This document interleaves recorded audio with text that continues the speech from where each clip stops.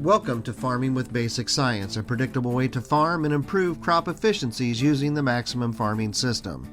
This week we check in with Maximum Farming Implementation Specialist Delk Crozier, who says it's critical to check over your planter now before you go to the field this spring. All right, it's that time of year. It's cold and wet across the whole Midwest, unless you're in Texas planting corn.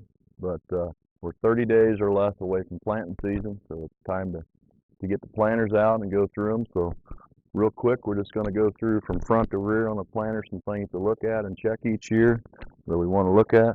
If you're running a nitrogen coater, you want to check your blade wear and your knife wear. Make sure the knife's adjusted up against the blade.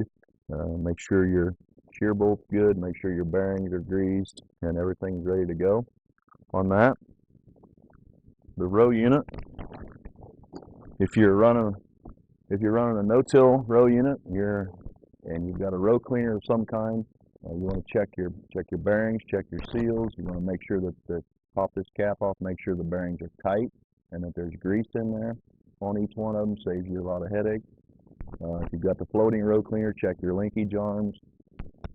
If you're not running those, then that's one less thing you have to check. Back to the seed part, seed delivery.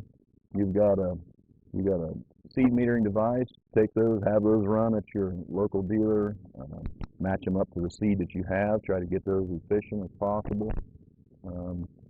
Take your seed depth gauge wheel and your seed disc opener blades off. Check this inside wear on this inside frog. Check your seed tubes. Make sure there's no lip here to create bounce when it comes off the bottom. Make sure that's all smooth in there.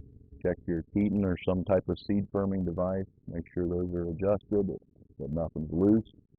And then if you're putting the blades back on, whether they're new or whether your used ones are not worn enough to replace, these shims in here allow you to adjust it so that you're even and you're centered and you're not rubbing on either side of this frog.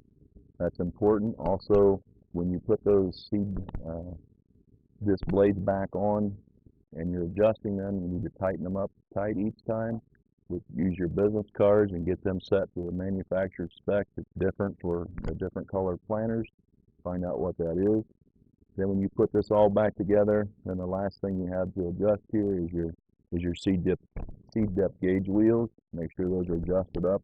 A lot of the linkage here, and these have it now to where you can adjust those right up snug against your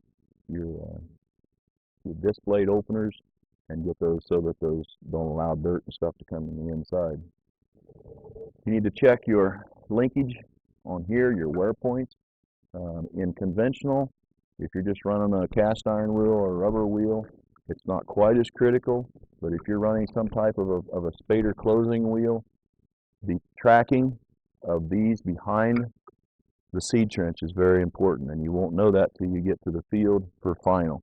So when you drop the planter and you pull forward, you want to check and make sure that these wear points are solid enough and you've got them adjusted to where these line up and are centered on your row.